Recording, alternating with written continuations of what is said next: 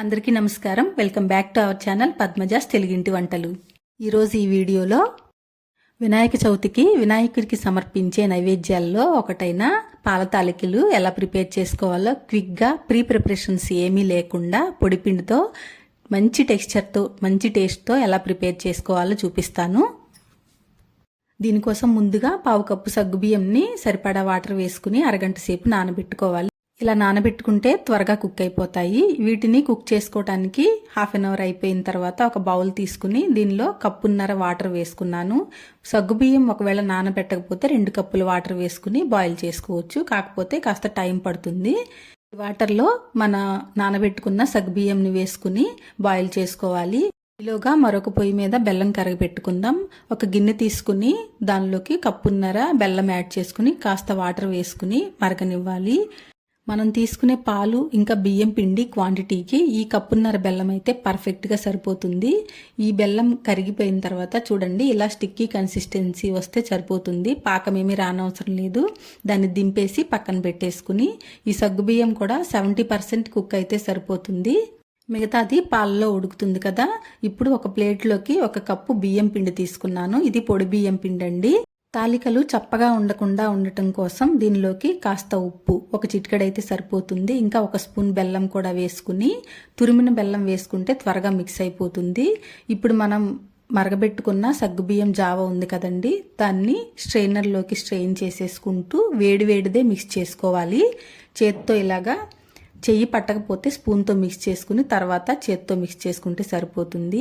వేడిగా ఉన్నప్పుడే మిక్స్ చేసుకుంటే ఏంటంటే బియ్యం పిండికి కాస్త జిగురు వస్తుంది.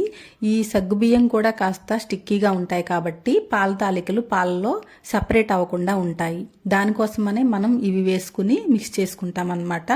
తర్వాత 1 స్పూన్ నెయ్యి కూడా వేసుకుని చూస్తున్నారు కదా, ఇలా బాగా మిక్స్ చేసుకుని కలుపుకుంటూ ఒక ఉండలాగా ప్రిపేర్ చేసుకోవాలి. మరీ గట్టిగా ఉండకూడదు, అలాగని స్టిక్కీగా కూడా ఉండకూడదు. చూస్తున్నారు కదా, ఇలా మెత్తగా మిక్స్ చేసుకుని ఒక 10 నిమిషాలు మూత పెట్టుకుని పక్కన పెట్టేసుకోవాలి. ఈలోగా ఒక వెడల్పాటి బౌల్ తీసుకుని దానిలోకి 1 కప్పు వాటర్ వేసుకుని 3 కప్పుల చిక్కటి పాలని యాడ్ చేసుకోండి.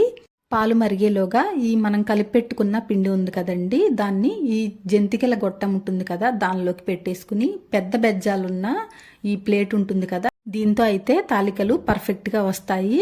దీనికి కొంచెం నెయ్యి అప్లై చేసేసుకుని ఇప్పుడు మనం ప్రిపేర్ చేసుకున్న ఈ పిండిని దీంట్లో పెట్టేసుకుని తాలికలు ఒత్తేసుకోవటమే అనమాట. దీన్ని సెట్ చేసుకుని పక్కన పెట్టేసుకునే లోపు పాలు కాగిపోయినాయి. ఇప్పుడు మనం ముందుగానే ఉడకబెట్టుకున్న సగ్గుబియ్యం ఉంది కదా, దాన్ని యాడ్ చేసుకుని మరొక బాయిల్ రానివ్వాలి. ఇప్పుడు స్టవ్ సిమ్లో పెట్టుకుని తాలికల్ని నెమ్మదిగా ప్రెస్ చేసుకోవాలి. చుట్టూ తిప్పొద్దండి. తిప్పారంటే అన్నీ ఒక దగ్గరే పడిపోయి సరిగ్గా ఉడకవు, ఉండలాగా ఉండిపోతాయి అన్నమాట. చూస్తున్నారు కదా, ఇలా వీడియోలో చూపిస్తున్నట్టు కొంచెం ప్రెస్ చేసిన తర్వాత చేత్తో కట్ చేసుకుని అన్నీ ఒకసారి కాకుండా కొంచెం ప్రెస్ చేసిన తర్వాత 2 నిమిషాలు వీటిని కుక్ అవనిచ్చి తర్వాత మిగిలింది కూడా ఇలాగా ప్రెస్ చేసుకుని గరిటె పెట్టి వెంటనే తిప్పొద్దండి, ఇవి విరిగిపోతాయి. వాటిని అలా కుక్ చేసుకుంటూనే ఉండాలి. ఒక 5 నిమిషాల తర్వాత అవి కుక్ అయ్యి పైకి వచ్చేస్తాయి. అప్పుడు మనం గరిటె పెట్టి మిక్స్ చేసుకోవచ్చు. అవి ఉడికేలోగా డ్రై ఫ్రూట్స్ ఫ్రై చేసుకుందాం. 1 టేబుల్ స్పూన్ నెయ్యి వేసుకుని దానిలో చిన్న ముక్కలుగా కట్ చేసుకున్న బాదం, జీడిపప్పులు ఇంకా కిస్మిస్ కూడా వేసుకుని ఫ్రై చేసుకుని పక్కన పెట్టేసుకోవాలి. ఇప్పుడు ఒకసారి తాలికల్ని గరిటెతో తీసి చూద్దాం. చూసారు కదా, ఇలాగా సపరేట్గా ఉన్నాయి. వీటిని మరొక 5 నిమిషాలు ఇలాగే ఉడకనిద్దాం. ఈలోగా తాలికలు ఒత్తుకునేటప్పుడే కాస్త పిండిని పక్కన పెట్టేసుకోవాలి. దీన్ని ఇలాగా ఒక బౌల్లోకి తీసుకుని కాస్త వాటర్ వేసుకుని చిక్కగా కలుపుకుని ఇలా ఉడుకుతున్న ఈ పాల తాలికల్లో మిక్స్ చేసేసుకుంటే కాస్త చిక్కదనం వస్తుందన్నమాట.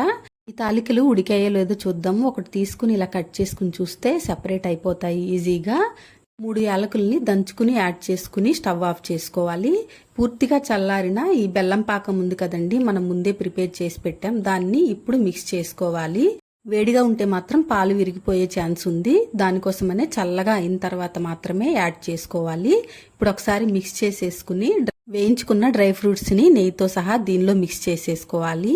అంతేనండి, మన టేస్టీ పాల తాలికలు రెడీ అయిపోయినాయి. ఫస్ట్ టైం చేసుకునే వాళ్ళు కూడా పాలు విరిగిపోతాయి లేకపోతే తాలికలు విరిగిపోతాయి అనే డౌట్ ఏం లేకుండా నేను చూపించిన విధంగా ఒకసారి ట్రై చేయండి. టేస్ట్ అయితే సూపర్ గా ఉంటుంది. టెక్స్చర్ చూసారా ఎంత టెంప్టింగ్ గా ఉందో, వెంటనే తినేయాలనిపిస్తుంది కదా. అయితే మీరు కూడా ఒకసారి తప్పకుండా ఈ విధంగా ట్రై చేయండి. వీడియో ఎలా అనిపించిందో తప్పకుండా కామెంట్ చేయండి. నచ్చితే గనక లైక్ చేయండి, షేర్ చేయండి, మన ఛానల్ కి సబ్స్క్రైబ్ చేసుకోండి. Thanks for watching.